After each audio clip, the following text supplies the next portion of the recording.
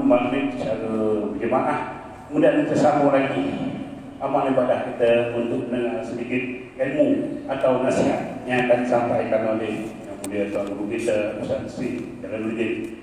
Pada malam ini Ustaz akan menyambung lagi syarahan beliau yang diambil daripada kitab Hikam. Jadi sesamalah kita dengar apa yang akan disampaikan. Semoga kita mendapat rahmat dan keberkatan daripada Allah Subhanahu Wa Taala. Jadi seserahkan majlis ini kepada Ustaz untuk memimpinnya. Sekian. Assalamualaikum warahmatullahi wabarakatuh. Assalamualaikum warahmatullahi wabarakatuh.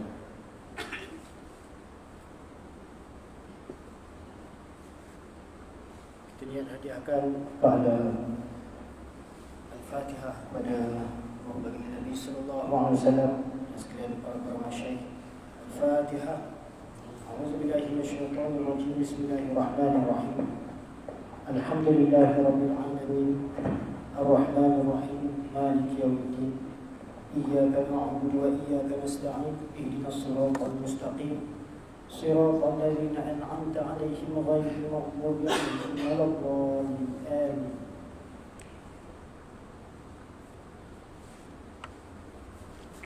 Amin. Alhamdulillah nahmaduhu wa nasta'inuhu wa nastaghfiruhu wa nu'minu bihi wa natawakkalu 'alayhi wa na'udzu billahi min shururi anfusina wa min sayyiati a'malina. Man yahdihillahu fala mudilla lahu wa man yudlilhu fala hadiya lahu. Wa nashhadu an la ilaha illallah wahdahu la sharika lahu. ونشهد أن سيدنا وحبيبنا وشفيعنا محمدا عبده ورسوله صلى الله عليه وعلى آله وصحبه وبارك وسلم تسليما كثيرا كثيرا. أما بعد، فإن أصدق الحديث كتاب الله تعالى وخير الهدي هدي محمد صلى الله عليه وسلم وشر الأمور محدثاتها وكل محدثة بدعة وكل بدعة ضلالة وكل ضلالة في النار.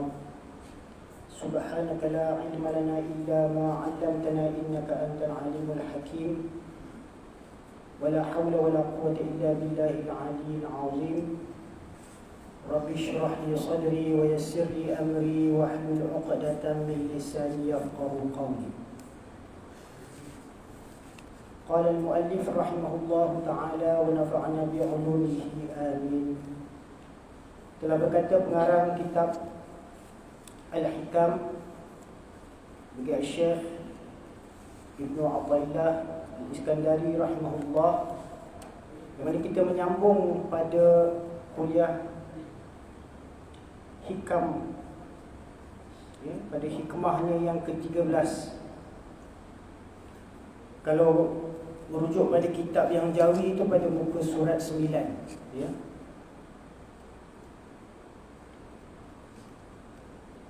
Pada baris yang ke-13 dari bawah, ya. Kalau kitab yang terjemahan itu pada muka surat yang ke-31.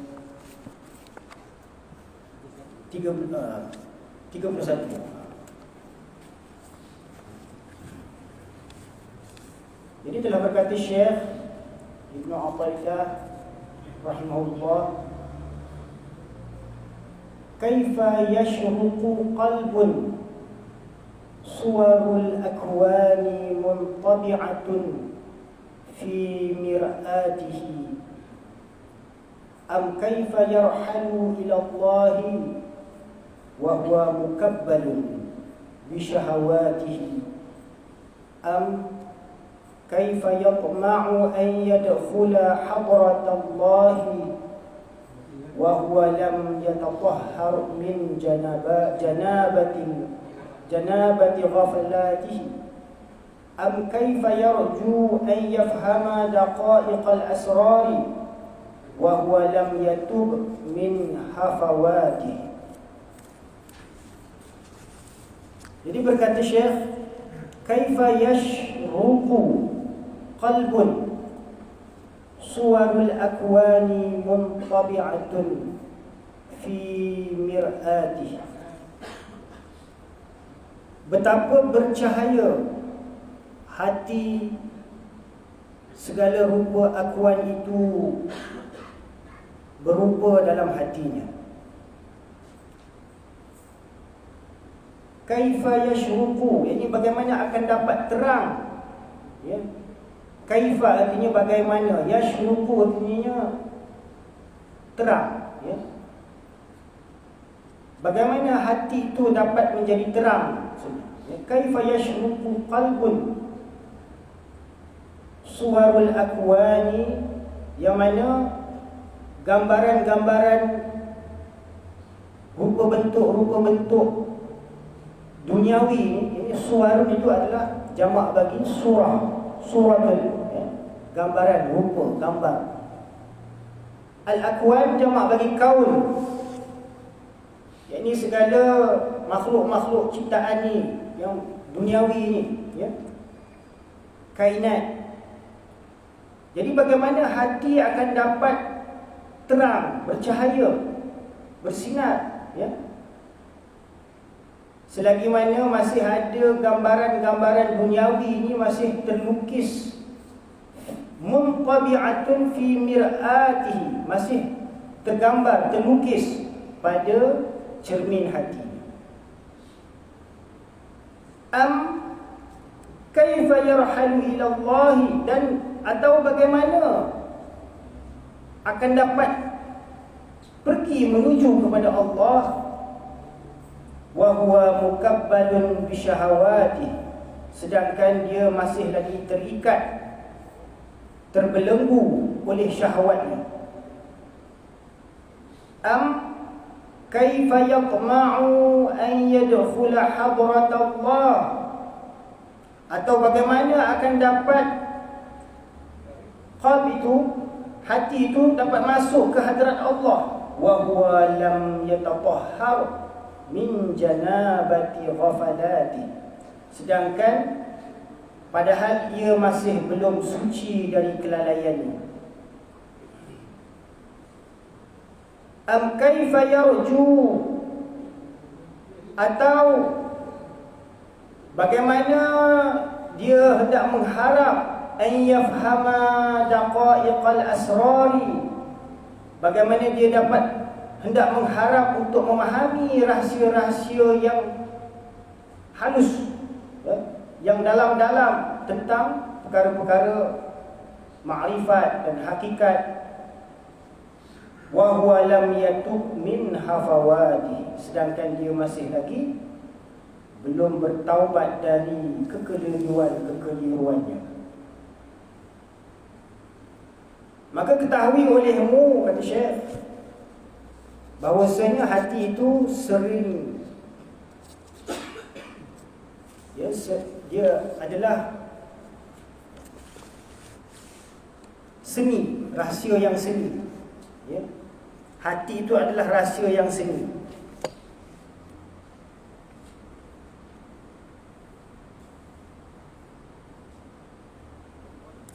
Jadi Allah Subhanahu wa ta'ala menaruhkannya bagi manusia di dalam dadanya dari sebelah lambung kiri, ya. Ia segumpal daging menempati kenderaannya, dan tiap-tiap anggota jasad itu askarnya, dan hati itu raja baginya. Jadi di sini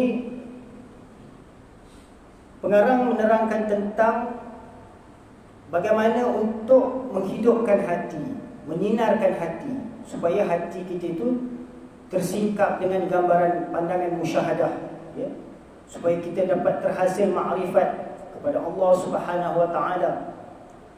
Jadi bagaimana untuk menghasilkan ma'rifat kepada Allah Subhanahu wa ta'ala, pengenalan terhadap Allah Subhanahu wa ta'ala, sedangkan hati itu masih ada lagi gambaran-gambaran duniawi, gambaran-gambaran rupa bentuk, huruf-huruf, rupa-rupa, warna-warna masih lagi terlukis di dalam gambaran, di dalam cermin hati itu.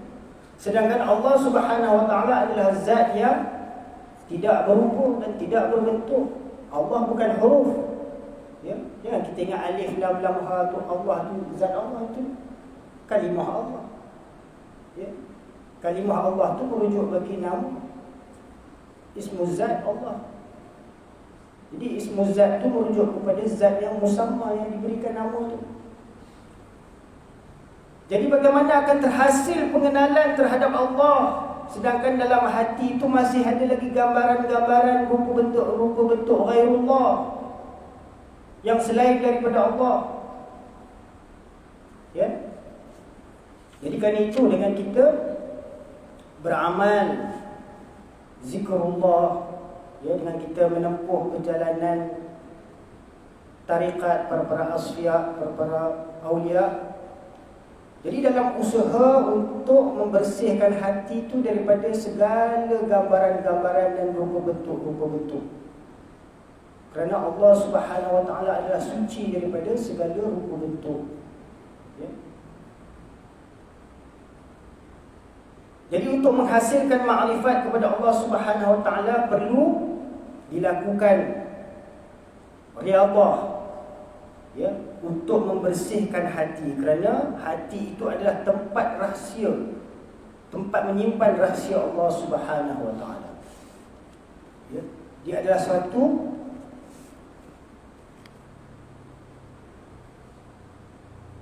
jisim yang halus, ya, jisim yang latif,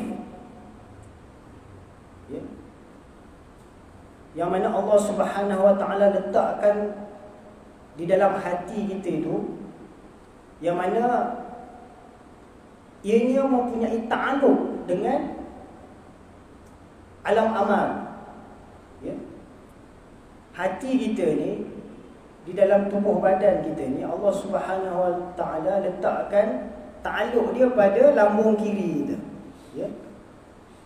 Di situ dinamakan qalb. Ya. Bukan merujuk kepada organ ataupun ketulan daging tu semata-mata, tapi di situ Allah Subhanahu Wa Taala letakkan ta'alluq. Ya, di mana apabila kita mengingati Allah di dalam hati, Allah Subhanahu Wa Taala juga akan mengingati kita. Fazkurullah, ya. Ya. Wala in syakartum la azidannakum. Allah Subhanahu Wa Taala berfirman lagi, ya. Ud'uni astajib lakum. Fazkuruni azkurkum. Jadi apabila kita berzikir mengingati Allah ataupun kita berdoa mengingati Allah, memohon kepada Allah, tindak balas ataupun respon daripada Allah Subhanahu Wa Taala itu cepat. Walaupun perhubungan itu hanya menerusi hati, kerana di situ adalah tempat ta'alluq, perhubungan antara hamba dengan Allah Subhanahu Wa Taala. Ya. Jadi hati ini menyimpan suatu rahsia yang sangat besar.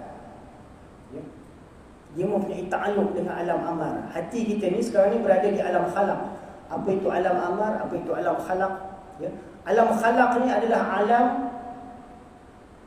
di bawah arash, ya, yang merangkumi tanah, air, api dan angin. Ini segala yang bersifat makhluk yang diciptakan semuanya di dalam ta'allukan alam khalaq. Ya. Manakala alam amar ni adalah alam yang berta'alluq dengan rohaniat. Ya. Jadi dalam tubuh badan insan ni, dalam diri kita ni, Allah Subhanahu Wa Taala memberi ta'alluq pada kedua-dua alam ni. Dalam tubuh badan kita ni ada ta'alluq dengan dua alam ni, alam amar dan alam khalaq. Ya.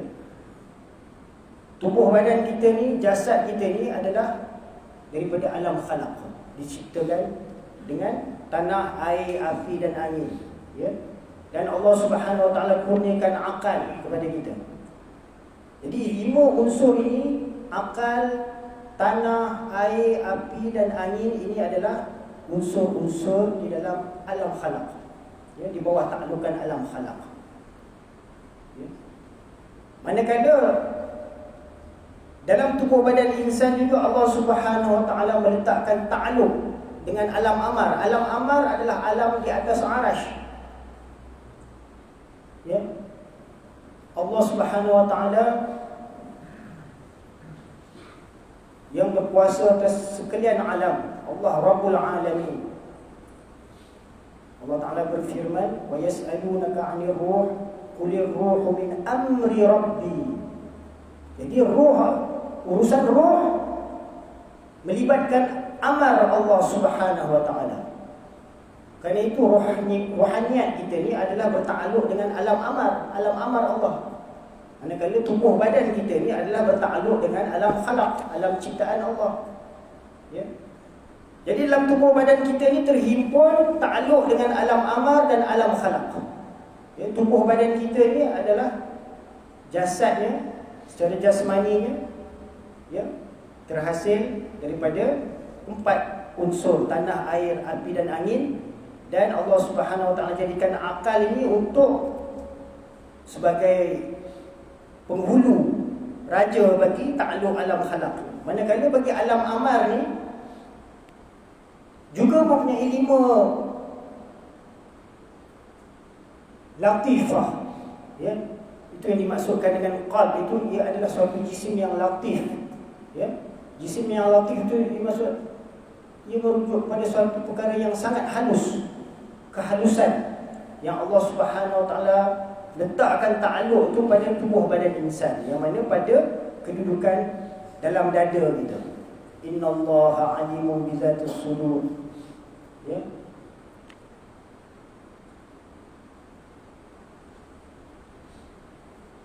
Jadi Allah Subhanahu wa Ta'ala mengetahui apa sahaja yang ada di dalam hati kita, di dalam dada kita. Jadi di dalam dada kita ni para masyayikh menyatakan bahawa terdapat latifah-latifah pada kedudukan tertentu pada dada kita ni, ya. Yang pertamanya adalah qalb. Qalb ni adalah salah satu daripada latifah alam amar, dan kedudukannya Allah Ta'ala letakkan pada lambung kiri kita. Atau dalam setengah kitab, selalu dalam kitab-kitab letakkan 2 jari bawah tetek kiri kita, cenderung sikit ke arah ketiak. Kita boleh rasalah kat situ, letak 2 jari kita tu bawah puting tetek kiri kita, cenderung sikit ke arah ketiak. Jangan bawah ketiak pula, ya. Dia bawah tetek, puting tetek kiri. Jadi di situ bukanlah orang kata yang merujuk kepada organ jantung ke ataupun hati kat dalam rongga dada kita semata-mata, tetapi ianya adalah kedudukan macam satu titik kehalusan, ya, yang mana kita perlu berikan tumpuan ingatan kepada Allah Subhanahu wa Ta'ala di dalam lubuk hati, ya. Sehingga terhasil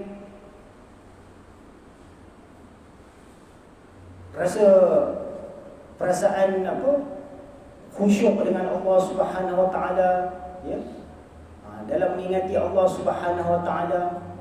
Jadi apabila di dalam hati kita banyak gambaran-gambaran yang selain daripada Allah, gambaran rumah, gambaran kereta, gambaran macam-macam lah, anak, isteri, berbagai benda-benda duniawi masih banyak dalam hati kita ni. Jadi kita susah nak terhasil makrifat kepada Allah Subhanahu wa Ta'ala. Untuk menghasilkan musyahadah perkara-perkara yang berkaitan alam ghaib itu sukar, ya.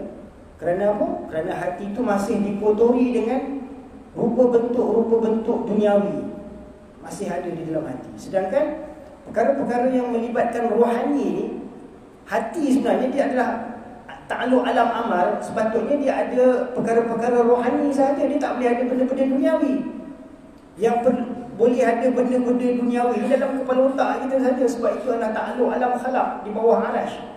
Mana kita nak memikir bagaimana nak majukan perniagaan apa ke, tempatnya dekat kepala otak ni kita fikir.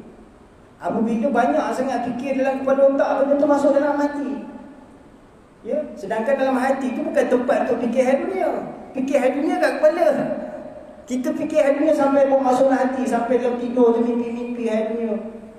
Itu yang jadi masalah. Sehingga gambaran-gambaran duniawi tu, suarul aqwal tu masih melekat dalam hati. Ini yang menjadi masalah. Sehingga susah kita nak tinggalkan dunia. Dia jadi apa? Cinta dunia lah. Sebab cinta tu dia tempatnya dekat hati, bukan dekat kepala. Ya, cinta tu dekat dalam hati. Apabila dunia tu sudah masuk dalam hati, maka dia sudah cinta pada dunia ni, dia takut nak mati. Ini penyakit umat akhir zaman yang Nabi SAW beritahu, walaupun kamu banyak, tapi kamu ni akan habis disapu macam hidangan je oleh orang kafir. Walaupun kamu ni banyak macam kuih di lautan sekalipun, habis semua kena macam santap atas meja hidangan makanan je. Sebab apa?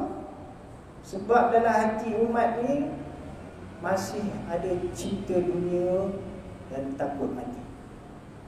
Kan? Jadi bagaimana kita nak menghapuskan cinta dunia ni? Itulah kita perlu bersihkan hati kita tu. Macam mana kita nak mujahadah membersihkan hati tu? Perlukan riyadhah, latihan. Ya, dia perlu ada latihan lah, perlu ada macam training lah. Sebab tu para masyayikh tu dia buat rumah suluk.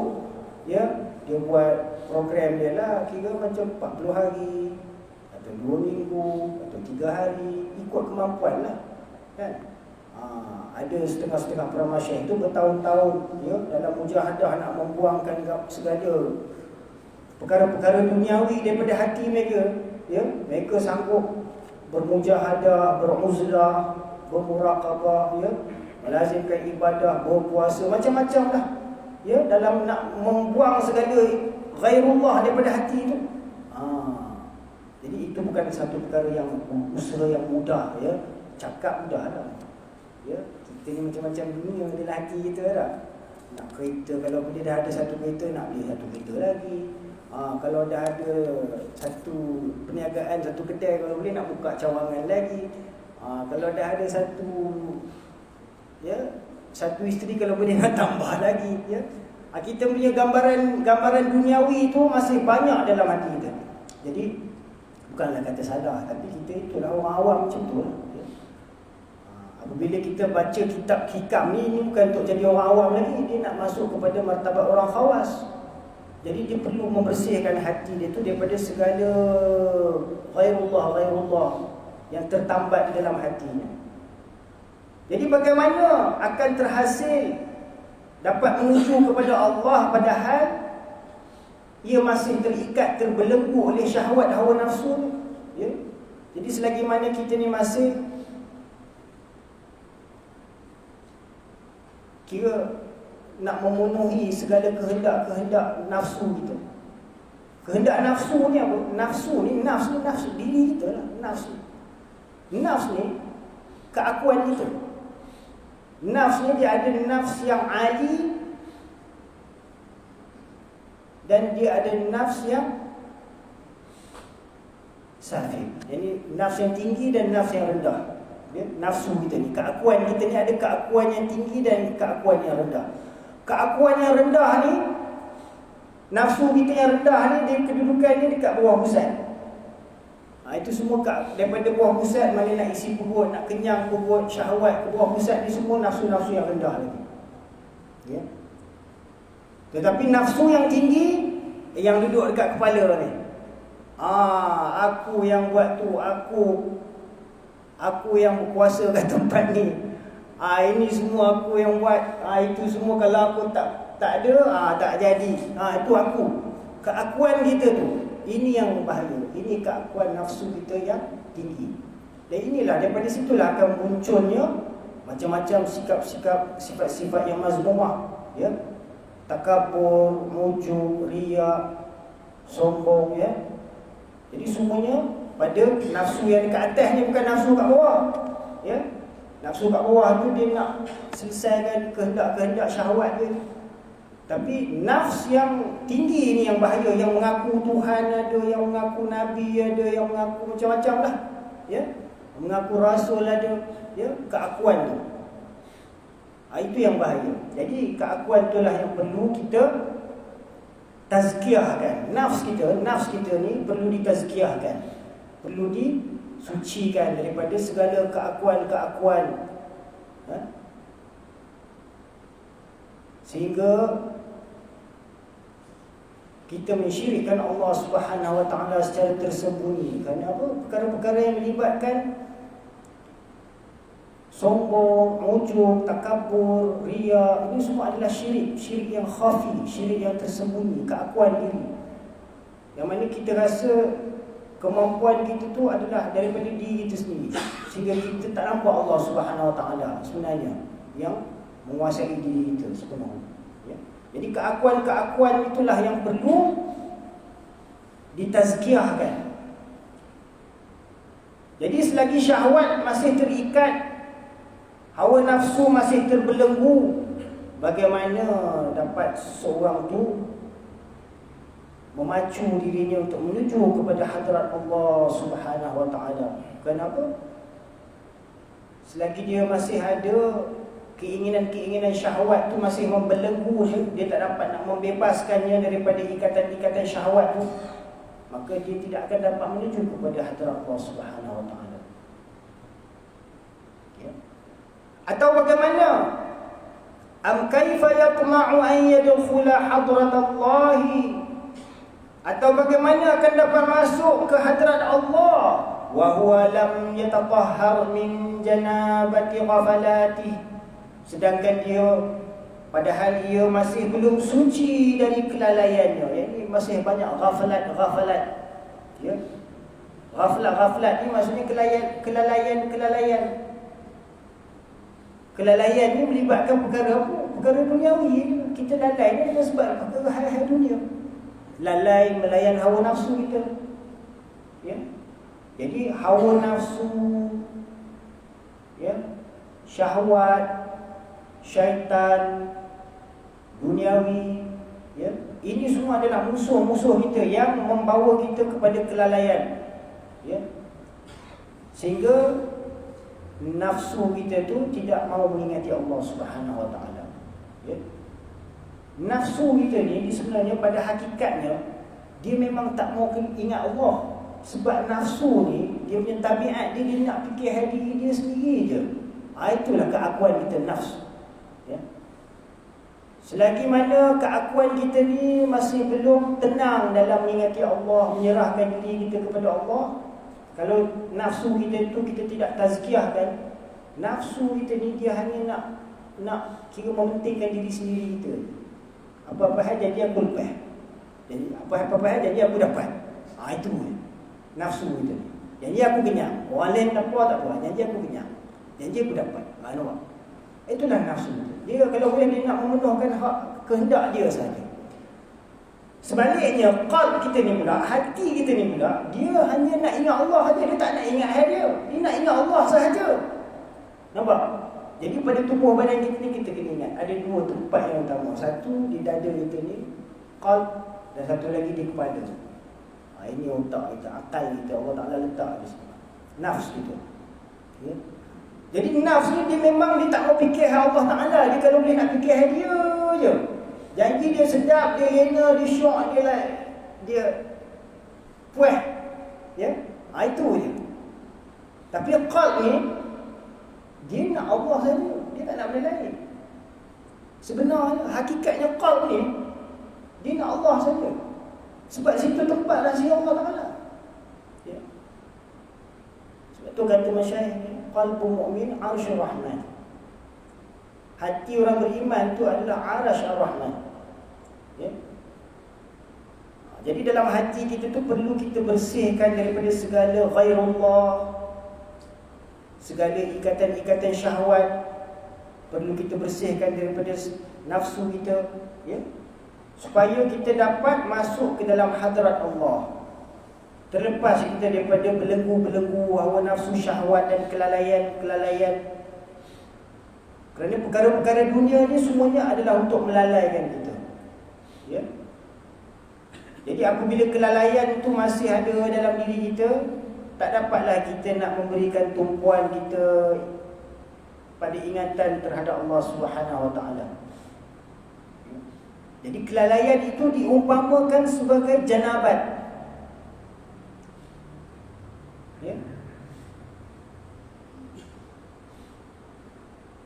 Am kaifa yarju, atau bagaimana dia hendak mengharapkan ayyafhama, untuk memahami daqaiqal asrari, rahsia-rahsia yang dalam-dalam, ya, dan rahsia-rahsia yang halus-halus. Wa huwa lam yatub min hafawati, sedangkan dia masih lagi belum bertaubat dari kekeliruan-kekeliruan.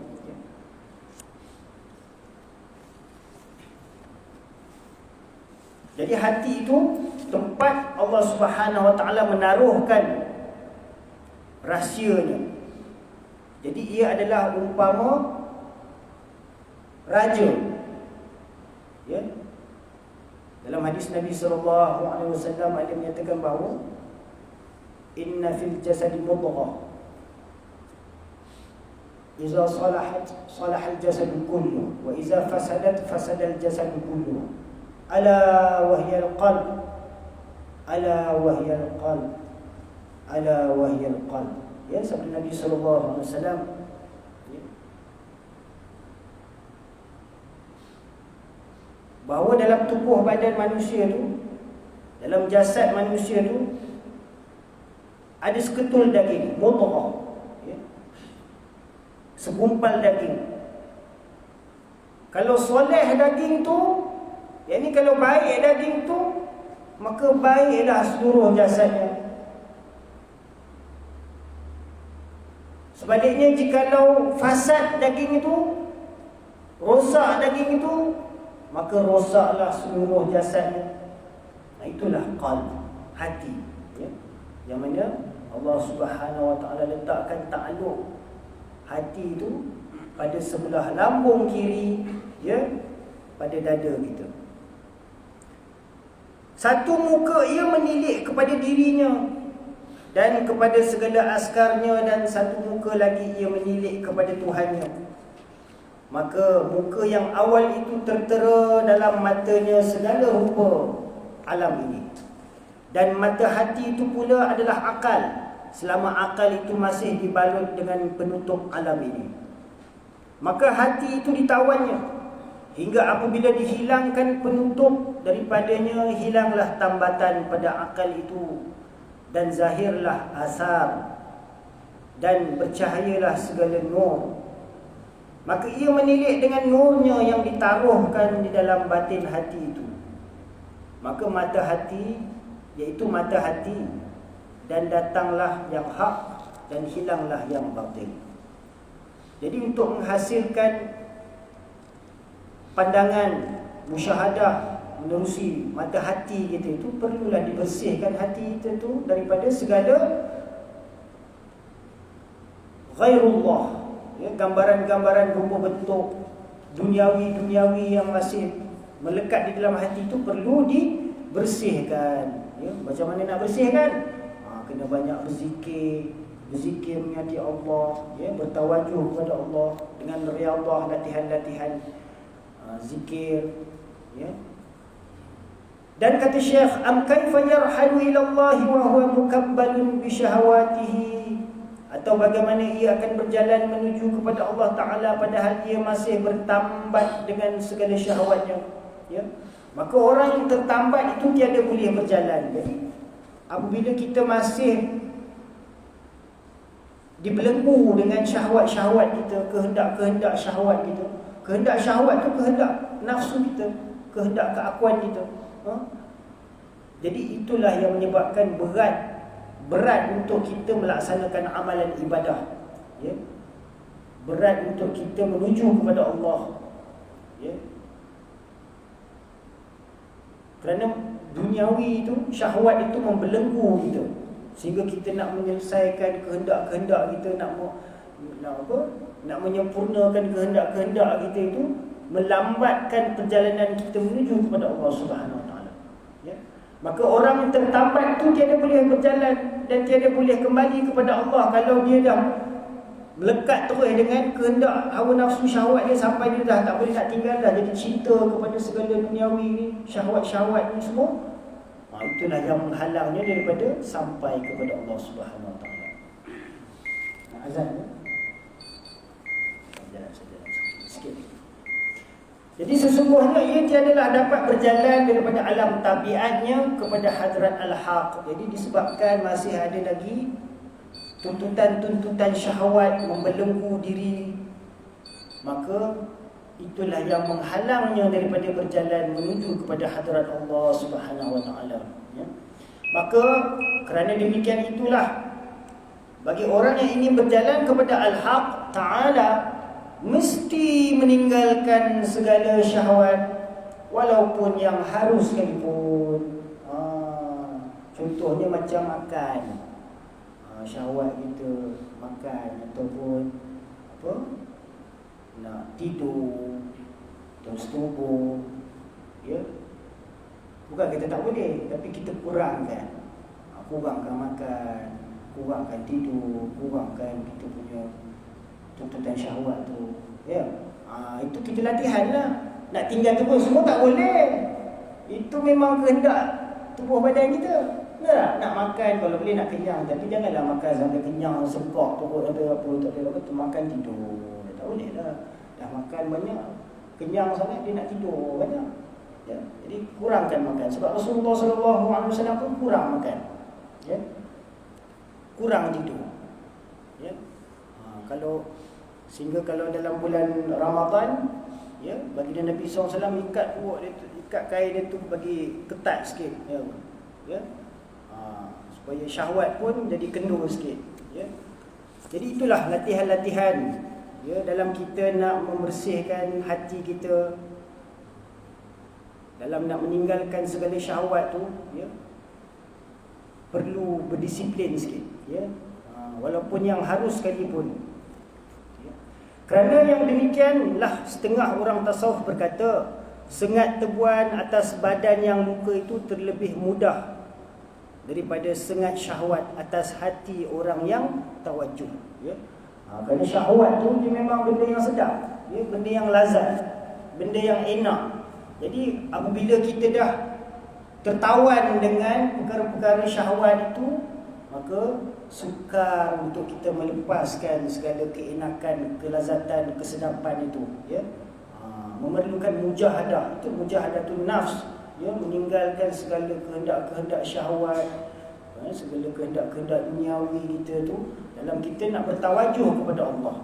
Dan berkata Syekh, am kaifa yatma'u an yadkhula hadratallahi wa huwa lam yatatahhar min janabati ghafalatihi.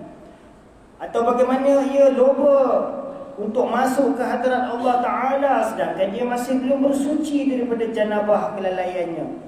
Yang dimaksudkan dengan masuk ke hadrat Allah ialah dalam setiap waktu hamba itu melihat dirinya dalam kudrat Allah. Ini dalam setiap waktu kita merasakan bahawa diri kita ni dalam genggaman Allah, ya, dalam kekuasaan Allah, dalam taklukan kudratnya. Dan Allah Ta'ala mendidik kita, ya. Wa kana 'alaikum raqiba. Dia sentiasa memerhatikan kita, ya, setiap waktu, ya. Jadi Allah Subhanahu wa Ta'ala sentiasa mendidik kepadanya. Maka selama ia berpandangan demikian itu, maka ia dalam hadrat Allah. Apabila kita sentiasa dalam muraqabah, memerhatikan Allah, ya, maka kita berada dalam perhatian Allah. Sebab Allah Ta'ala sentiasa memerhatikan kita. Kita tak perhatikan dia. Dia perhati kita, segala kehendak, keperluan kita, semua tiap-tiap hari daripada 24 jam, semua Allah perhati kita. Kita tak perhati dia. Jadi macam mana kita nak masuk ke hadrat dia, ya?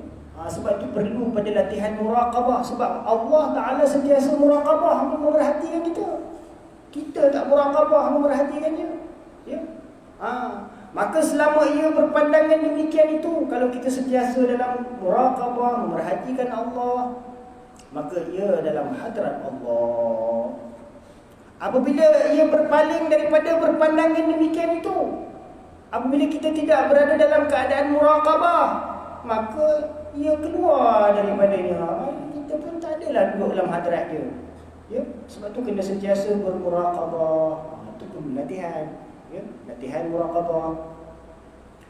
barulah kita sentiasa duduk dalam memerhatikan Allah, melihat af'al Allah, ya.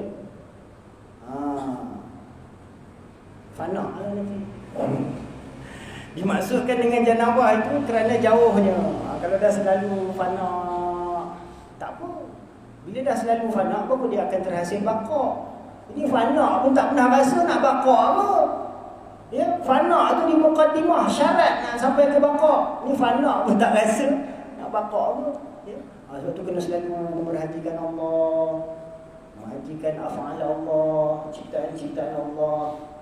Wa fi anfusikum afala tubsirun. Dalam diri kamu pun kena perhatikan juga, bukan muraqabah yang di luar tu. Ya. Muraqabah yang perkara dekat luar ni banyaklah, langit, bumi, gunung, ganang, memerhatikan macam mana Allah hidupkan tumbuh-tumbuhan, ya, bagaimana Allah memberi rezeki pada haiwan-haiwan. Muraqabah tu memerhatikan, melihat af'al Allah. Kena berhati, baru nampak, ya. Baru sehingga dia fana, dia rasa segala perbuatan dia pun semuanya Allah Ta'ala punya perbuatan sebenarnya Allah fana dia. Tapi kena selalu fana pun, dibakar. Kalau sekali-sekala dia tak ada. Ya? Dia perlu latihan. Dimaksudkan janabah itu kerana jauhnya seperti yang tertekah atas orang yang bersifat janabah masuk ke masjid, ya, dan membaca Al-Quran. Ini apabila kita dalam keadaan junub, ya, kita tertekah, tak boleh nak masuk masjid, tak boleh nak baca Quran. Jadi begitulah juga orang yang dalam kelalaian itu, dia masih terbelenggu dengan segala kehendak hawa nafsu syahwatnya, ya.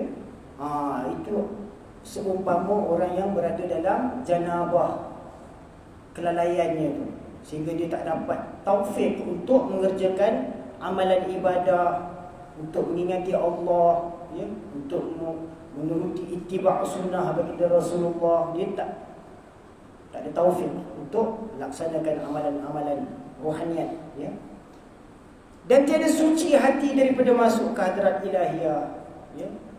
Jadi hati yang tak bersih tak dapat masuk ke dalam hadrat Allah Ta'ala. Hanya yang dapat masuk ke dalam hadrat Allah hati yang suci, hati yang bersih daripada segala ingatan terhadap ghairullah, ya. Tak ada ingatan-ingatan yang selain Allah. Dia hanya mengingati Allah sahaja, ya. Barulah dapat masuk ke dalam hadrat Allah. Kerana hadrat ilahiyah itu suci, tiada masuk kepadanya melainkan orang yang telah suci daripada janabah kelalaian. Nampak? Jadi kalau kita masih ada macam-macam ghairullah, ya, kehendak hawa nafsu syahwat, kita tak akan dapat masuk ke dalam hadrat Allah Subhanahu wa taala, hadrat ilahiyah. Berkata Syekh Al-Hijazi radhiyallahu anhu, maka yang dikatakan daripada hadrat Allah itu hakikat hati, haqiqatul qalb. Jadi kita nak masuk dalam keadaan hati kita tu seolah-olah, ya, berkomunikasi dengan Allah Subhanahu wa taala, berhubungan dengan Allah Taala menerusi zikrullah, ya. Dengan kita berzikir mengingati Allah, ya, itu kita membina perhubungan, ya, silah, ya. Dia membina perhubungan dengan kita berzikir mengingati Allah tu, ya. Fazkurni azkurkum. Nampak? Fazkuruni azkurkum. Kamu zikir, kamu ingat aku ingat kamu. Allah kata. Nampak? Ud'uni astajib lakum. Kamu doa pada aku jawab doa-doa kamu. Nampak Allah kata? Maknanya Allah punya respon tu tidak balas jawapan daripada Allah Ta'ala tu dia. Terus ingat aku ingat kamu. Kamu doa minta ke aku jawab. Nampak? Jadi Allah Subhanahu wa taala tu,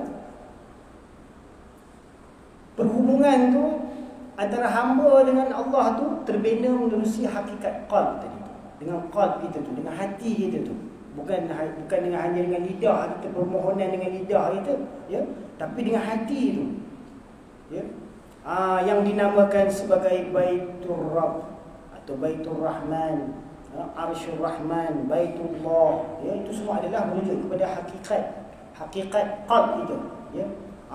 Jadi qalb kita tu menyimpan rahsia yang sangat besar sebenarnya. Kerana itu hati itu perlu dipelihara daripada segala ingatan yang selain daripada Allah, ya. Kerana apabila telah hilang segala penyakit hati dan telah suci daripada kekeruhan kemanusiaan dan daripada lintasan hati yang ditolak, maka zahirlah di dalamnya segala nur ketuhanan dan jadilah hadrat daripada segala hadrat Allah. Dan selagi ada pada hati itu sifat biasa yang tabi'i, yang sibuk dengan ehwal makhluk, ini selagi hati itu masih ada takluk dengan perkara makhluk, maka ia tiadalah masuk ke hadrat hak yang mulia, ya? Tak dapatlah kita masuk ke dalam hadrat Allah Subhanahu Wa Taala. Dan berkata Syekh, am kaifa yarju an yafhama daqa'iqal asrari wa huwa lam yatub min hafawatih. Atau bagaimana ia diharapkan dapat memahami rahsia-rahsia yang seni sedangkan ia belum bertaubat daripada kegelincirannya. Allah Akbar, ya. Jadi perlulah kita sentiasa menempuh maqam taubat, ya. Barulah kita ni dibukakan rahsia-rahsia makrifat.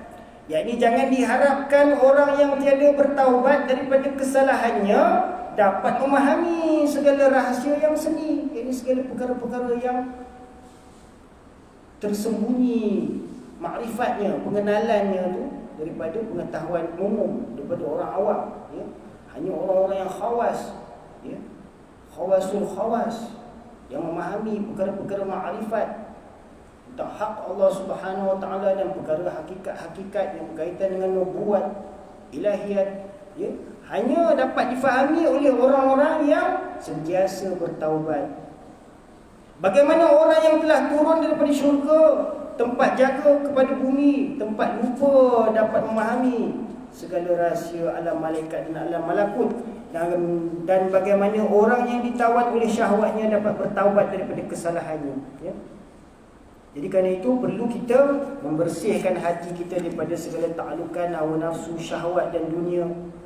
Dan selalulah kita bertaubat kepada Allah Subhanahu Wa Taala. Kerana baginda Nabi SAW pun setiap hari bertaubat 100 kali, ya, memohon keampunan kepada Allah Subhanahu Wa Taala, istighfar, taubat. Berkata Syekh Abu Hasan Al-Shazili radhiyallahu anhu, bersahabat beserta Allah itu ialah dengan meninggalkan segala syahwatnya.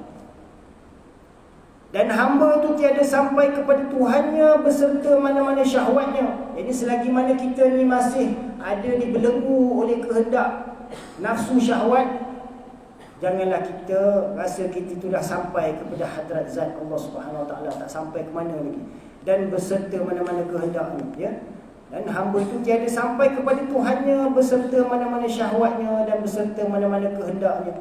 Maka yang dimaksudkan daripada fahaman itu ialah, yang dibukakan kefahaman daqa'iqul asrar itu ialah nur, cahaya yang tertera dalam fikiran, dalam akal kita tatkala sudah suci tempat itu daripada hukum firaq. Dan firaq itu adalah yang dinisbahkan kepadamu. Ini apabila kita telah pisahkan fikiran kita tu daripada ingatan yang selain daripada Allah, kita hanya memikirkan tentang Allah Subhanahu Wa Taala, ya, menerusi akal kita, dan dengan hati kita sentiasa bertawajuh kepada Allah. Maka apabila engkau bersih, ikhlas daripada maqam firaq kepada maqam jamak, dan engkau masih pandang kepada wujudmu atau kepada segala halmu, maka yang demikian itu adalah salah faham tentang rahsia-rahsia seni yang menempati padamu. Jadi dalam kita menempuh perjalanan ahwal tariqat tasawuf ni, dia ada maqam firaq dan ada maqam jamak. Firaq tu maksudnya berpisah, ya. Jamak artinya berhimpun, ya. Jadi ada kalanya ahwal hamba tu dia terpisah dengan Tuhan, ya. Dan ada kalanya dia akan mengalami ahwal jamak, itu seolah-olah berhimpun, ya, dalam majlis Allah Subhanahu Wa Taala. Jadi selagi kita masih dibelenggu oleh kehendak-kehendak syahwat itu, kita ni akan berada dalam ahwal firaq itulah. Jadi, masih dalam kejauhan dengan Allah Ta'ala, terpisah daripada Allah Subhanahu Wa Ta'ala. Ya. Inilah yang disebutkan oleh pengarang, segala yang berlawanan tidak dapat berhimpun kerana perhimpunan antara dua yang berlawanan itu tidak berlaku, seperti berhimpun gerak dan diam dan berhimpun terang dan kelam. Maka cahayanya hati dengan nur iman adalah berlawanan bagi kelamnya yang memerintahkannya supaya cenderung kepada aghyar dan berpegang kepadanya. Dan demikianlah lagi yang telah tersebut itu masing-masing berlawanan antara satu dengan yang lain. Jadi maksudnya supaya hati kita itu sentiasa bertawajuh kepada Allah Subhanahu Wa Taala, ya. Kerana perkara firaq dan jama' itu tak akan berhimpun dalam diri seseorang. Firaq itu ini rasa perpisahan dengan Allah, kejauhan dengan Allah. Manakala rasa jama' itu maknanya kita berhimpun dalam majlis Allah Subhanahu Wa Taala. Jadi kedua-dua sifat itu tak akan berhimpun dalam satu masa, ya. Jadi kerana itu perlu kita membersihkan hati kita itu daripada segala aghyar, segala ingatan-ingatan yang selain daripada Allah. Kerana selagi mana kita dibelenggu oleh ingatan terhadap ghairullah, maka kita berada dalam ahwal firaq, ya. Dan apabila kita berada dalam ingatan kepada hadrat Allah Subhanahu Wa Taala, meninggalkan segala kehendak hawa nafsu syahwat kita, itulah ahwal jama' yang dapat dirasai oleh hamba, ya. Sehingga apabila dia fana dalam ahwal jama' itu, dia rasa Allah dah jumpa aku, ya. Fana dia, ya. Itulah keluar daripada kalam-kalam syafahat daripada masyayikh, ya. Apabila mereka melatah, apabila mereka fana dalam ahwal tu, ya. Dia rasa Allah berserta dengan dia, ya. Macam kata Abu Yazid Bistami, Allah dah jumpa aku, ya. Jadi perkataan-perkataan syatahat latahan itu dia hanya berlaku dalam keadaan fana, bukan dalam keadaan sedar, ya. Bukan dalam keadaan baqa, dalam keadaan fana, dalam keadaan kemabukan rohaniat dia tu dengan Allah Subhanahu Wa Taala, kerana ingatan yang terlalu banyak, ya, setiap masa, setiap hari, ya, sehingga dia dawam dalam ingatan dia kepada Allah Taala, ya. Tak ada ghairullah dalam hatinya, dalam ingatan fikirannya pun tak ada, dalam hati pun tak ada, ya. Fana fillah, baqa lillah, ya. Itulah awal beberapa masyayikh kita. Jadi semoga Allah Subhanahu Wa Taala mengurniakan kita sedikit kefahaman dan sedikit ahwal daripada pengalaman para masyayikh itu, supaya kita dapat menikmati kelazatan rohani dalam kita menempuh perjalanan menuju hadrat ilahi. Aku qauli hadza astaghfirullah li wa lakum wa lisa'il muslimin wal muslimat wal mu'minin wal mu'minat wal ahya'i minhum wal amwat. Ada apa-apa nak tanya tak? Ada apa-apa soalan tentang kuliah malam ni lah? Jangan tanya kuliah lepas pula. Ada apa-apa nak tanya? Tuan-tuan, bapa-bapa, saudara-saudara sekalian? Atau semua dah faham dah, insyaAllah? Faham semua, ya? Alhamdulillah, itu yang kita nak. Ini yang kita mahu, ya. Mudah-mudahan Allah beri kita kefahaman, kita doa. A'udzubillahi minasyaitanirrajim. Bismillahirrahmanirrahim. Alhamdulillahirabbil alamin, wassalatu wassalamu ala asyrafil anbiya'i wal mursalin wa ala alihi wa sahbihi ajma'in. Allahumma shalli ala sayyidina Muhammad wa ala ali sayyidina Muhammad. اللهم انفعنا بما علمتنا وعلمنا ما ينفعنا وزدنا علما ربنا زدنا علما ربنا زدنا علما ربنا زدنا علما اللهم أحينا بحياة العلماء وأمتنا بموت الشهداء واحشرنا في زمرة الأولياء وأدخلنا الجنة مع الأنبياء عليهم الصلاة والسلام ربنا آتنا في الدنيا حسنة وفي الآخرة حسنة وقنا عذاب النار وصلى الله على سيدنا محمد وعلى آله وصحبه أجمعين سبحان ربك رب العزة عما يصفون وسلام على المرسلين والحمد لله رب العالمين سبحان الله وبحمده سبحانك اللهم وبحمدك نشهد أن لا إله إلا أنت نستغفرك ونتوب إليك نستغفرك ونتوب إليك نستغفرك ونتوب إليك Alhamdulillah. Itulah tadi sedikit ilmu yang begitu manfaat yang telah disampaikan oleh Yang Mulia Tuan Guru kita Ustaz Syekh Jalaluddin yang diambil di balik kitab. Pertama mengucapkan ribuan terima kasih kepada Yang Ustaz. Semoga dengan ilmu yang disampaikan tadi kita mendapat kefahaman dan keberkatan daripada. Sekian. Assalamualaikum warahmatullahi wabarakatuh.